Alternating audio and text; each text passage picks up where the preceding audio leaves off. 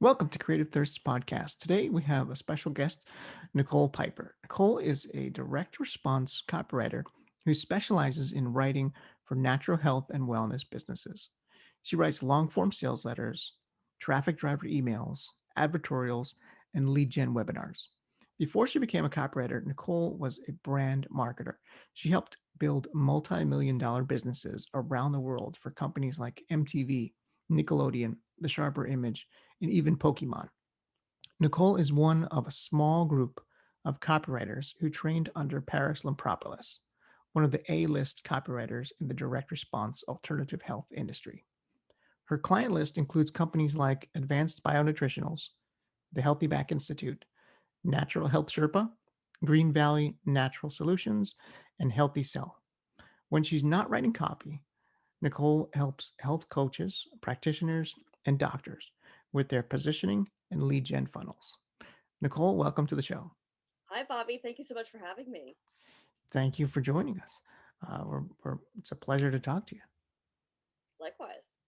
So, today's show, I thought we could look at or discuss really some of the questions that people really have in mind, but nobody really ever talks about.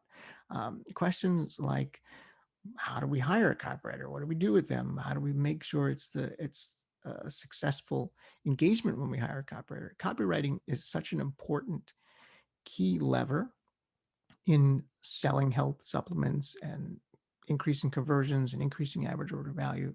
A lot of people think it's the only lever. There's more levers than that, but a lot of people in the industry either kind of start out writing the copy themselves and quickly realize that, well, something's not working. I need to hire somebody.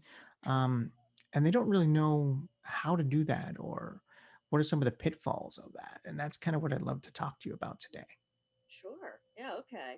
So, one thing I love that you said there is how they realize, if they've been doing the copy on their own, they realize that they need someone else. And that to me sounds like a person who understands the value of good copy and working with a copywriter. So, there is a big difference between, some people kind of see, a copywriter as a, kind of as a pen for hire. But when you're working with, top tier copywriter, it really is an investment, because if they're writing a control copy for you, that control can go on for years and years with just maybe some, refreshing of the headline and lead. So it really is a good investment. So you do want to know how to pick a good copywriter, how to, some clues of how to spot a good one, and then how to work with them to really help them give you the best results. Absolutely. You're totally right. It's kind of like a foundation, right?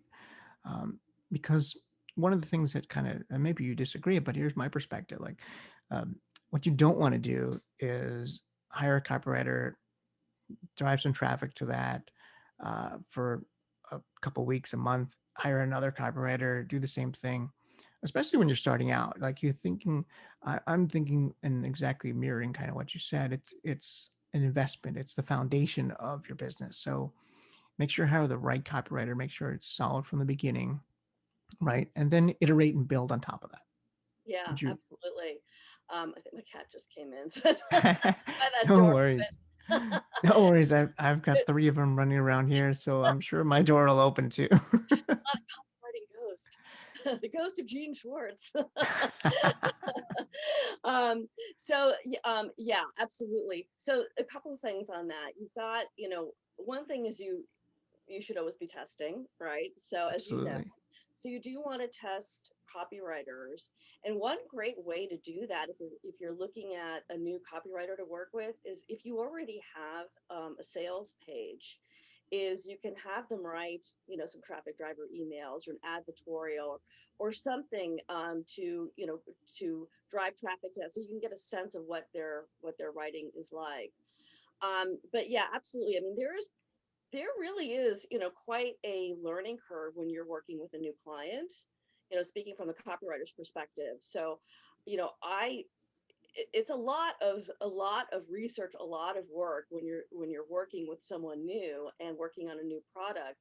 and you kind of get, it takes a little time to get used to each other and figure out like the best working relationship. And if you're like, kind of just going through copywriters, you try them with one thing and then you move on to someone else, that's really not the best way of working with a copywriter. So it's good to have a handful, especially if you have, different products, right? Mhm. But even if you only have one product, you might have a handful of copywriters that you want to try different parts of your funnel with. So the only thing is like, you know, um, if you do something like on Facebook, that's a really different type of copy. So, I do some Facebook ads, but that's not direct response at all. You have to be super careful about what you're doing on Facebook. So I would say most direct response copywriters, focus more on the more direct response type of copy, those elements where you can really be compliant, of course, but you don't have to have the same restrictions, the same kind of limitations that you have on Facebook. Completely agree. Yeah, Facebook is a totally different animal. So let's say you're a health entrepreneur. You have a line of supplements, or maybe two or three, even. Not a whole line, maybe even just one. How do you know if you're ready to invest in a direct response copywriter engagement? Yeah, great question. So one is, I think, what we talked about before is knowing the value of good copy and what that can do for your funnel. You want to really know what makes your product unique. That's going to be something that's very important. That the copywriter can often find something unique about an ingredient for you, but you really should have a good sense of what makes your product different, right, from your competition. Really important now is knowing your audience. So that is really key because in many ways, if a copywriter knows your audience really well, like knows what's going to push their buttons or what's going to interest them, in some ways that's almost more important because so much of writing copy is about really, building that rapport with the audience, right? And then you want to hit those important points with them, and that's going to make them much more receptive to your product. And having a responsive list. So those are really I think the four main things that, that really kind of signal that, okay, you're ready to start working with a copywriter and making that investment. So if you don't know those things, if you're maybe just starting out, it's not quite ready the time to invest in a direct response copywriter, or you Well, disagree? you know, you could, but then you're really, really just testing, and you have to stay open-minded because there are going to be a lot of things that probably need to be tweaked. Hmm. Like the offer, or, I mean, if you don't have an audience, you're going to have to build an audience, right? So otherwise you're going out to cold traffic, which is the hardest. And you might want to start with something that's a little easier to start building up that list. So if you don't know those things, or do you lean on, or would a client be leaning on the copywriter to kind of do the research and find out those things, or is the copywriter kind of looking towards the client to say, no, like you should know your audience. It's not my job to tell you who your audience is. Yeah, well, then you're really going to want a copywriter who has broader marketing experience. Mm, So you're bringing them on more as a consultant, and there are definitely copywriters like that. But then this isn't just a simple. This isn't yeah. just a copy project on its own. It's really more of like, you need someone who's really going to help, do the due diligence of, understanding your market, your product, doing all that sort of thing to really, build the foundation that the copy is going to work with, right? Right, that goes back to where we started, right? That investment foundation. So at that level, that's a different type of copywriter, right? So now we've already uncovered like two different types, and there's more than two, obviously. But yeah, so what are some of the things that uh, an entrepreneur would look at to kind of spot a good copywriter? Say this one is good for my situation versus this other one who has maybe it's a completely different situation. Yeah. Well, yeah, you're right. There are different types of copywriters. Like if you're writing content, so you're starting off with content, that's going to be very different from, if you want sales copy, meaning like a sales letter, a long form sales letter. And that's like, that's really, you know, that's the big kahuna, right? When it Yeah. comes to supplement copies, having a high performing, sales letter or VSL type of thing. So, obviously referral is really the best. Like if you can get a good copywriter referred to you, that's really good. But even so, in that case, you still want to check out things like samples of their copy. So you want whatever is going to be the closest to the type of copy you want written. So if you're going to have, if you want a copywriter to write a sales letter for you, you want to look at the different sales letters. You want a few examples of sales letters that they've written, and maybe they've written the entire funnel. So you'd want to look at all of that. But the important thing here is you have to look at it with a critical eye. So, you're going to look at the sales letter, and the first thing you want to know is, as you're reading it, does the headline grab your attention?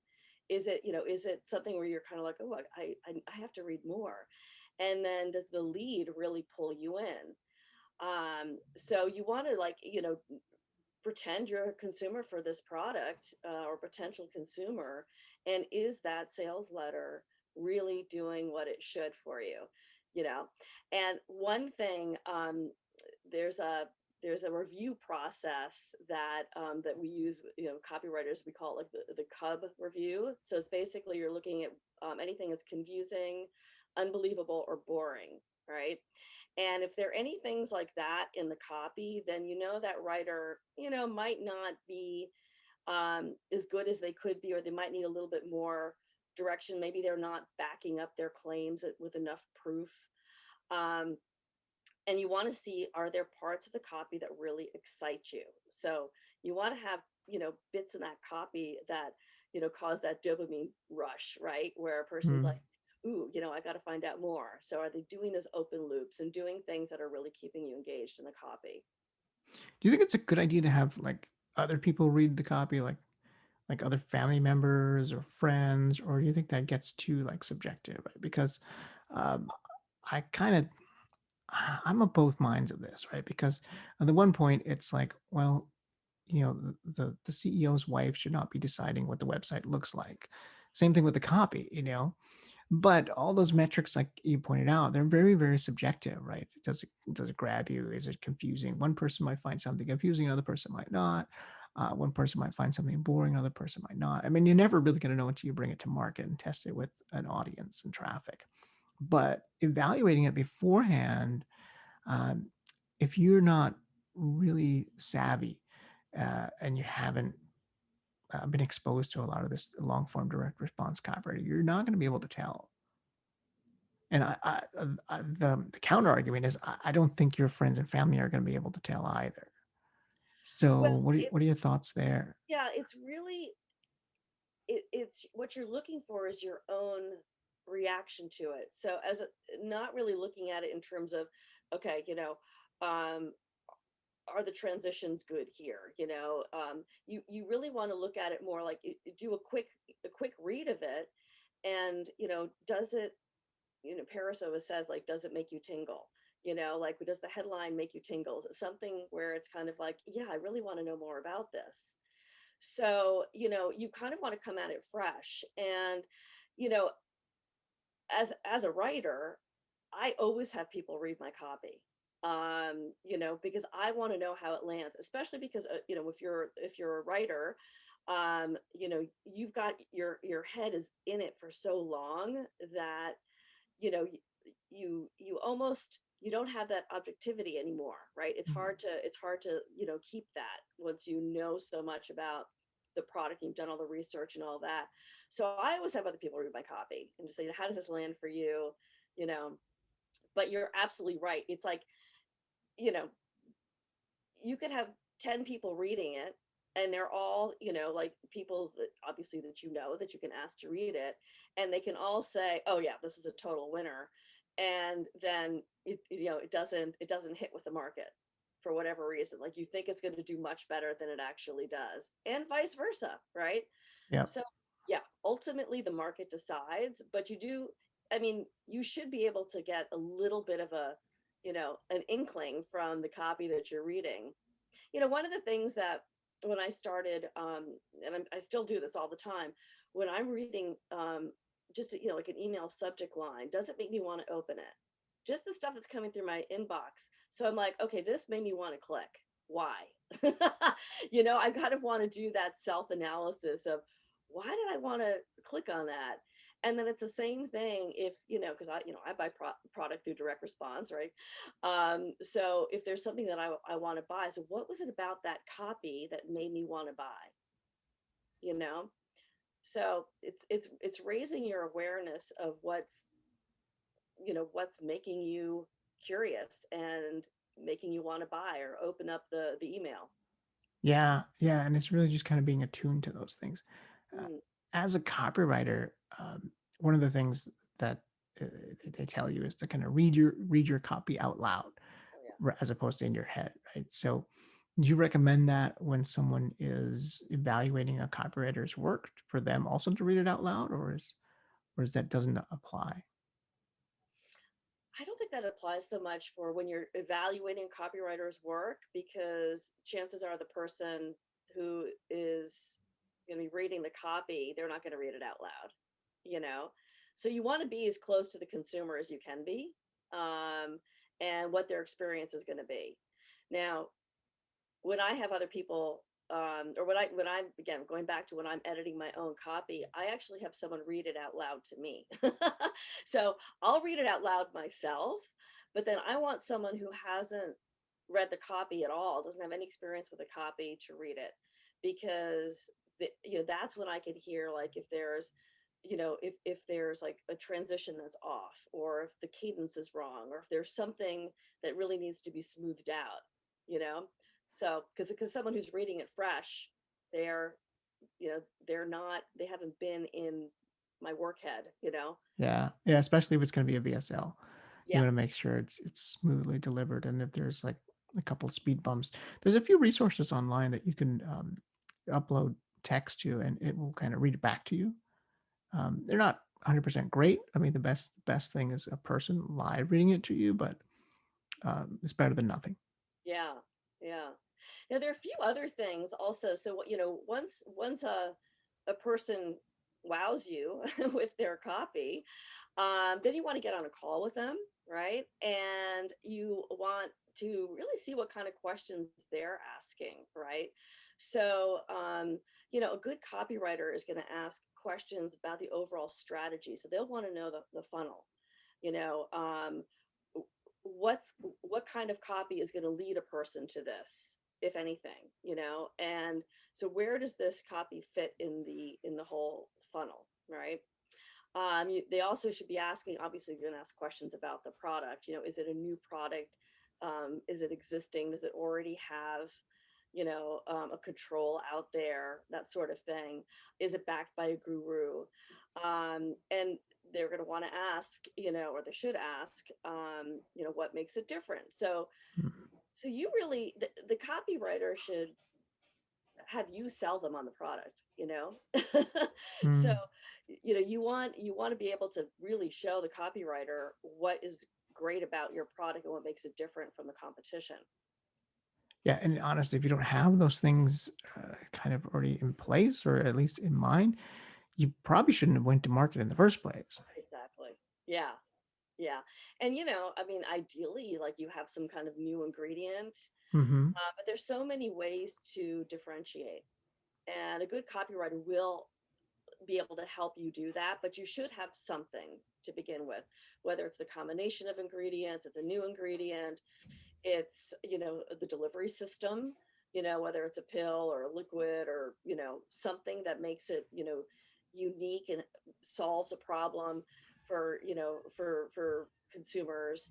So all of this is about problem solving, right? And so that's really what we're looking at, is what problem does your product solve, and how does it solve it? Right. And sometimes you need a combination of those unique things, Mm, depending on what's already out there in the marketplace, right? if people have already seen a liquid version of this supplement, like another liquid's not going to make any difference. But if you can combine that with some other process, it's a cold pressed liquid, or some other mechanism that adds on top of it, that sort of stacks on top of it, um, it becomes more unique than just simply what everybody else has. Yeah, absolutely. And when I'm on an intro call with a company, I want to know like how much. The more they can tell me, obviously, the better. Like I have to start feeling excited about the product myself. Hmm. Um, and if that doesn't happen, I won't want to write for them. But part of it also is, even though they might come up with, some great things that makes their product different, um, a lot of times that won't be my hook. That will be the big idea that I use. That will be something that I use in the copy eventually, but there could be something completely different that I find in the research that is, a good hook. For instance, this just happened. I talked to a formulator, I talked to the guru, I talked to all the experts who designed the product, and they gave me some great ideas on what makes it different. And then when I dove into the research, I found one little ingredient that actually was, there was a special process that the manufacturer used to make this ingredient much stronger and more absorbable by the body. And I thought, holy cow, that got me excited, right? So that's one of the things I used as the key differentiator of this product. Let me guess, they probably weren't talking about it, right? They probably ignored it. It was like the Slitch beard example, Yeah, right? Yeah.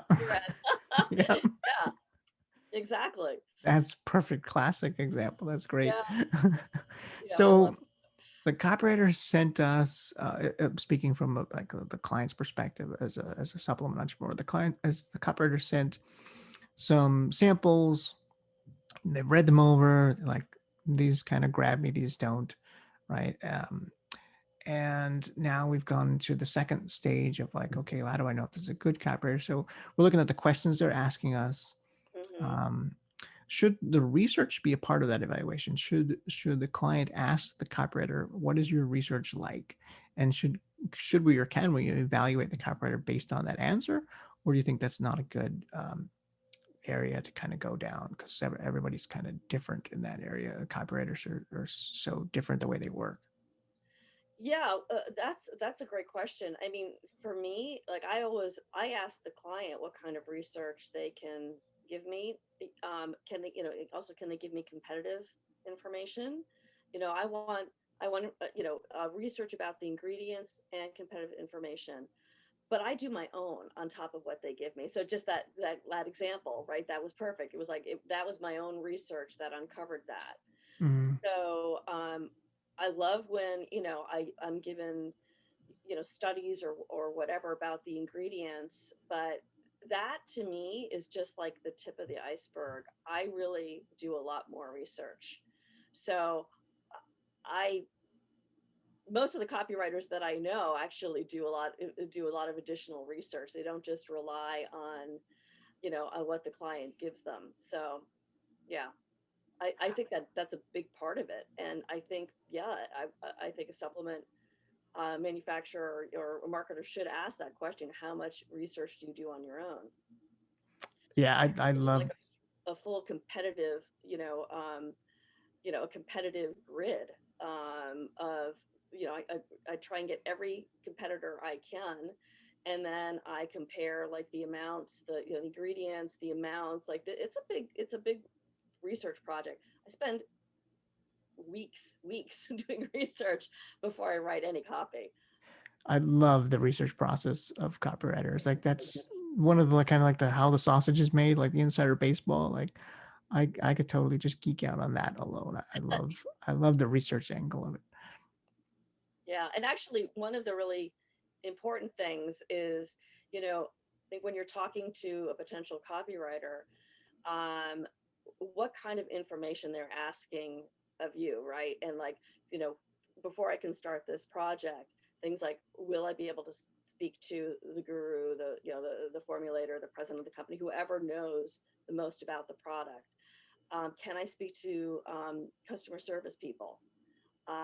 And can I speak to current clients or customers? So that's the thing. And if the obviously if the product already has some history out there, you want to know what people are saying, and of course you want to look at what people are saying about the competitive product too, right? Yeah.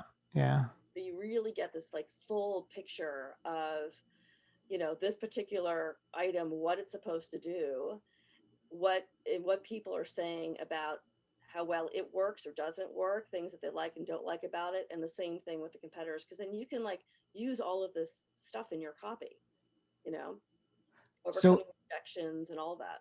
absolutely, absolutely. So if the client comes back to the copywriter and says no for any reason, like you can't talk to customers, you can't talk to the CEO, if any of those are kind of shut down, that's a big red flag for the copywriter, and the copywriter should kind of run for the hills and say, all right, I'm not, I don't want to work with you.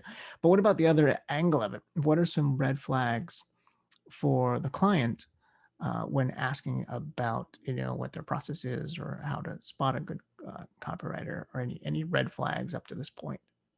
Well, I think, if they're not asking for some of this information, if they're not asking about the funnel, the overall strategy of the product, if they're not asking about things like, is this going to, what traffic is this going to? Is it going to a warm list or cold list, affiliates?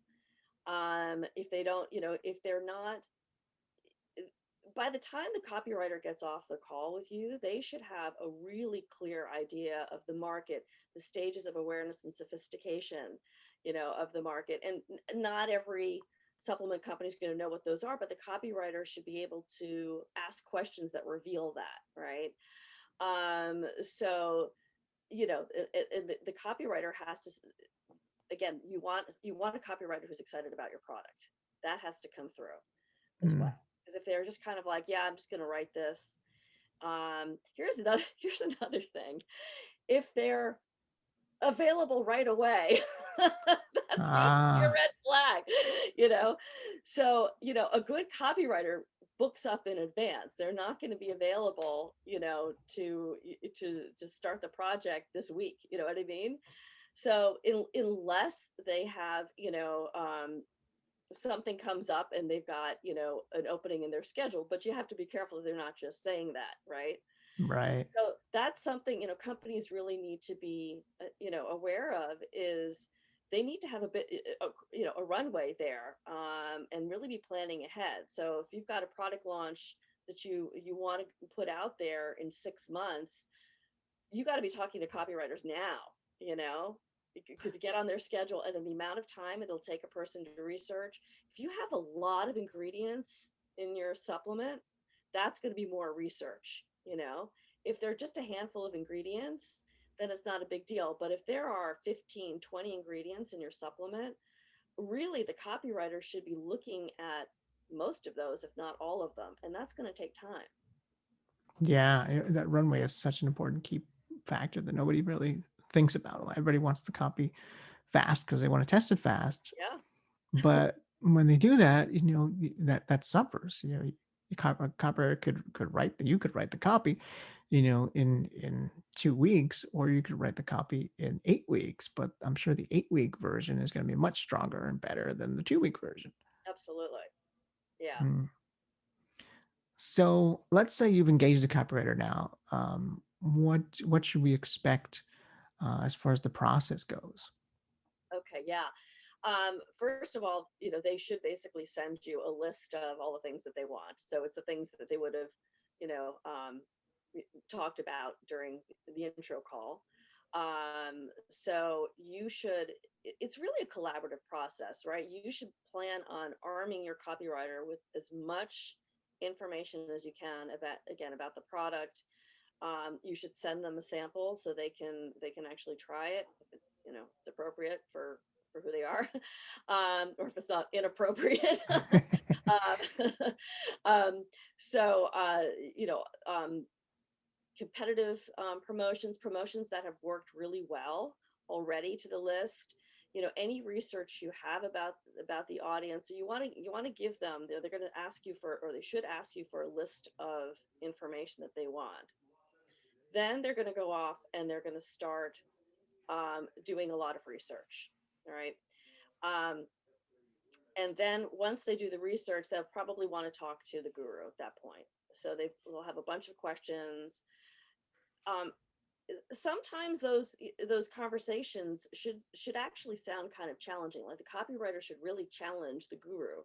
Again, make the guru sell you on the product.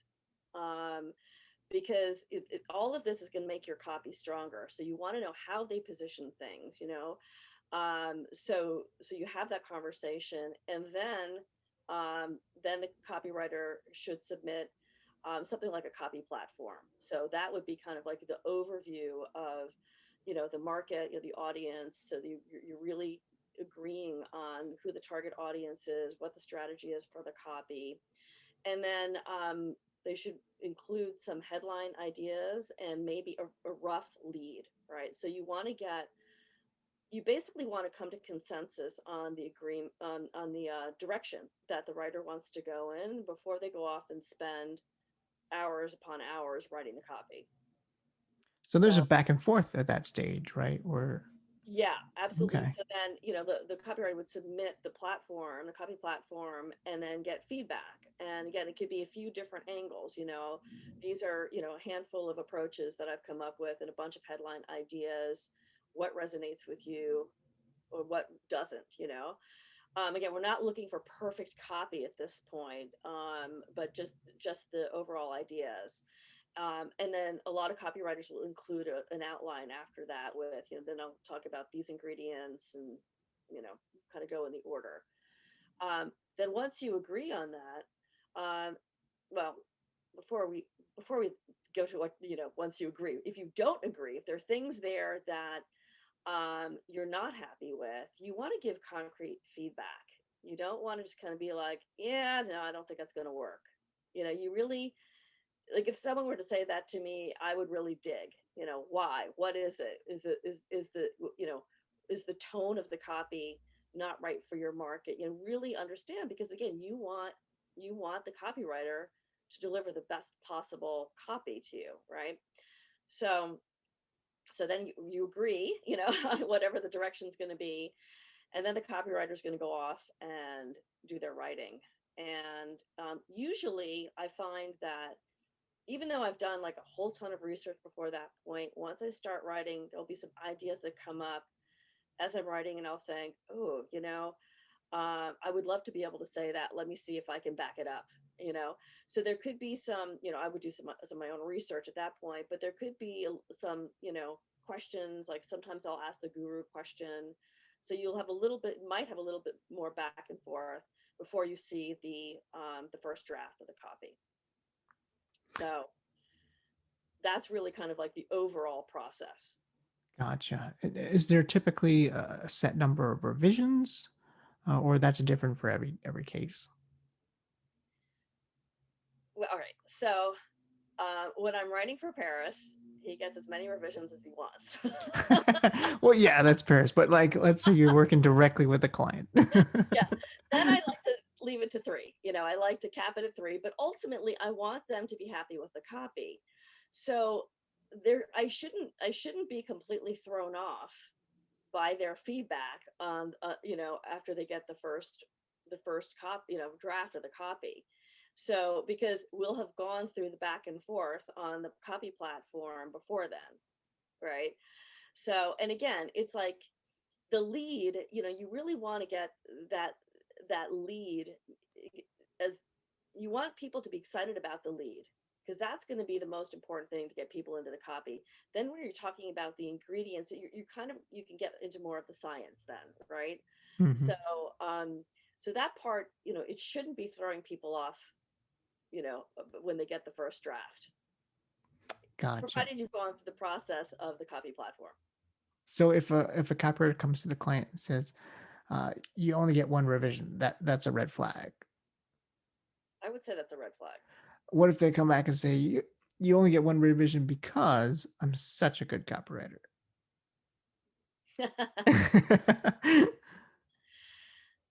Okay, that's an interesting twist on it. Yeah, I mean, look, there are times where clients will they'll want to edit my copy in from like the writing perspective, not like the direction and that sort of thing. And sometimes I will put my foot down and be like, there's a reason why I did it that way. Because they won't know. They don't know what I know, right, about writing Yeah. copy. So yeah, there are times when I'll just say, listen, there, you can start a sentence with and as a copywriter. You can, Yep. so when you get people who are actually editing your copy, that actually is really frustrating for a copywriter because when you're Yes. dealing with someone who doesn't understand how to write direct response copy and how conversational it needs to be, if they're editing the copy in a way that's going to make it less accessible to people, yeah, like I'll, you Yeah, know, they typically kill it at that point, right? Like they're killing the copy and they're taking the punch all out of it. Uh, yeah. And if I were to see, a lot of times what does happen is you get people who, clients who say, okay, they'll accept the copy and then they'll make a bunch of changes to it, and then they tell you the copy didn't perform, and you look at it and you say, well, that wasn't the copy I submitted to you, and you revised out a lot of the things that kill the performance. the magic, yeah. Yeah, Yeah. hire So a copywriter and trust them. that's a really good point, actually. Trust in who you're hiring is really, really key because you're hiring them for that specificity that they're a special. Yeah, yeah, and they know, like, just to the layman, it may seem like these words are we could interchange these words for anything else, but you really can't. Like, there's if you change that one word, it's kind of like a tapestry. Then you ruin the third word because you took out the first word, and you start pulling on the tapestry, and the whole rug falls apart. Yes, that's a great analogy. I love it. It's very true. So if those are some things that the client can do to totally screw up the project and make it a fail, right? There's got to be some things that the client can do to make it a success, right? To have the best results with the copywriter that they've Yeah. hired. Right. Well, so it's a lot of those things that we talked about already. So it's making sure you're giving them the best information that you can, the information that they're asking for. Um, so touching on what we just talked about, having a copy chief is really good. It, so here's actually a thing you can do. So if a supplement company isn't in the position to hire a top tier copywriter to write their copy, they can hire them to chief someone, right, who's not at that same level, right? So that's a way that you can kind of get like this top tier eyes, and editing on the copy, but paying a less experienced writer. That's a great point that's never talked about. Mm. How would someone go about hiring a chief? Well, again, if you know of some good copywriters, and you think you can't afford them, even like in the process, the interview process, when you're looking at copywriters, you can ask them. So if it's a top tier copywriter and you're like, either they don't have the time, you have a shorter window, and they can't get you on their schedule for 6 to 8 months, you can ask them, can I hire you as a chief to chief someone else? So you can do that. When you're looking for a copywriter, or a chief, you can go to, my favorite is Kevin Rogers, copychief.com. Yep. So he does a great job bringing together marketers and copywriters. Or you could go to AWAI. That's another one where they have, you can post a job there and look for a chief or look for a writer. Excellent. Yeah, I mean, from the copywriter's perspective, that's great because I'm assuming they don't have to do the same level of research. They can just read the copy straight out and look for that, like that cub analysis that we talked about, or even provide direction as far as punch and hooks idea. Do they provide hook ideas, or they just like respond to the copy that's presented to them? Like, It depends on the chief. It's like you know, I can't help myself. If I, if I'm reading something, I'll get an idea for a hook, and yeah, absolutely, because again, you want the copy to perform well. We all do, right? That's what we're all in this together. yeah, So yeah. yeah. So that kind of leads me to think, okay, so what if I hire a copywriter, right? Maybe they're not A level like you or Paris, right? But maybe they're a B level or C level. Um, and I hire a chief as well. What are your thoughts on like letting that B or C copywriter know that their work is being chiefed by so and so? Or should you like not mention it at all and just kind of Oh no, provide? you should mention it. Yeah, and as a matter of fact, that could be another clue for you if you say to a potential writer, I'm gonna have a chief, and if they, if they chafe at that, they don't want that, don't work with them. You know, I look, even like the A-list copywriters, they will have other people not necessarily chief their copy, but they'll run it by, like I know like David Deutsch in Paris, they'll run copy by each other, and they all do that. So yeah, I mean, I would think a copywriter would be thrilled to be chiefed. Yeah, it's like an added bonus, like, right? Yeah. Yeah, because then you get all that feedback for free. They're paying you and you're getting feedback, actually. Yeah, you're learning, right? You're getting some training. Yeah, yeah, absolutely. That could be a sort of an enticement if you maybe don't have the budget to hire the copywriter. Um, well, if you don't have the budget to hire him, how are you having the budget to chief it? I guess it doesn't quite work. Yeah, I mean, you have to, again, it's an investment, so Yeah. you do have to put some money into it. Absolutely. Is there anything else from the client's perspective that they could do to get better results? I think be responsive to your copywriter. So when they're asking, for feedback on something, or they've submitted something, don't let it go into a black hole for 3 weeks. You know, um, Copywriters, we're running businesses too, so that's one of the reasons also why we'll cap the number of edits, and we'll also say it has to be done within a certain amount of time, because you don't want to start another big project until you finished one, so you kind of want to get that one wrapped up. So I think that just respecting the copywriter's time is really important. Does any like top level copywriter or even yourself, your top level copywriter also, um, let's say you a standard is 3 or 4 revisions. Do you actually ever get to all 3 or 4 revisions, or is it kind of rare that you even hit the max of revisions? Yeah, that's rare. That's Yeah, rare. Yeah. yeah. So it's really more of a comfort thing for the client. Yeah. Yeah, yeah. But there's probably at least one revision in there. There usually is, because then also, here's another thing. They've got to put it through compliance, right? So Hmm. the copywriter is going to do, someone who's writing in the health market, they should be very aware of compliance issues. Now, it's interesting because, I'm sure you've seen a lot of non-compliant copy out there. I know I have, and I'm kind of like, wow, I would never put that copy out there. I'd never submit it because it's so non-compliant, right? But companies shouldn't rely on the copywriter to write 100% compliant copy and just leave it at that. They should have an attorney who knows what they're doing, knows how to look at supplement copy, and make the call. So that's crucial.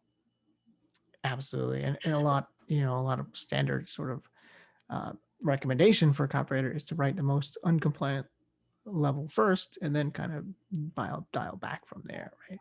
Yeah. Now, whether you show the client that first draft, if you will, or that pre-first draft is kind of up to you, I suppose, which goes back to kind of the conversation that you have with the client to the beginning.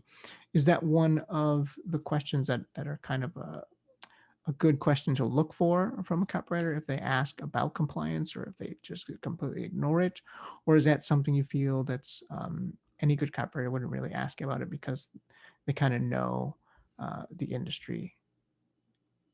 Well, I mean, if you're looking at their samples, so ideally, again, they're showing you samples of their work from other supplement companies that they've written for. And you can see, if the copy goes too far and you're not comfortable with that level, so you can ask them at that point, hey, listen, some of this stuff seemed non-compliant. How did that get through? Because people have different levels of risk, risk Hmm. tolerance. So you've got some companies who are like, yeah, let's push it as close to the edge as we can, and others are like, you know what, I would rather have, if you're a really good copywriter, like a really good copywriter, you should be able to write good, interesting copy that's compliant. It's harder, it's a lot harder, but you should be able to do it. Yeah. Yeah. And that's where the art comes, right? It's definitely a lot of art involved in this. Yeah. Yeah. So, if anybody wanted to go deeper into what we covered today, if they want to learn really a lot more of what we talked about, is there any place we can send them? Can they come directly to you? Yes, absolutely. You can go to pipercopywriter.com. And I actually have a download there that goes into a little bit more about, how to work with a direct response copywriter, and, how to choose them, and that sort of thing. Excellent. And I'll include that link in the show notes as well. So, if you're listening to this on the audio podcast, you can go there and just click on the link. Um, Nicole, thank you for coming on. Is there anything else you'd like to add before we wrap it up? I don't think so. I think we covered quite a bit. Are you available for copy work if someone wants to work directly with you? I am, but again, I book up in advance. So if you need something done in 2 weeks, it's not going to happen. And yeah, so and also I can chief copy, so that I'm available as a chief as well. And they can reach out to you at the same place, at the same URL? Yes. Or is there Or there's just, Nicole at pipercopywriter.com. perfect, perfect. Well, thank you. Thank you for being so open and honest, for sharing so much. This is a great episode. Thank you. You're welcome, Bob. It was a lot of fun. All righty. Bye bye.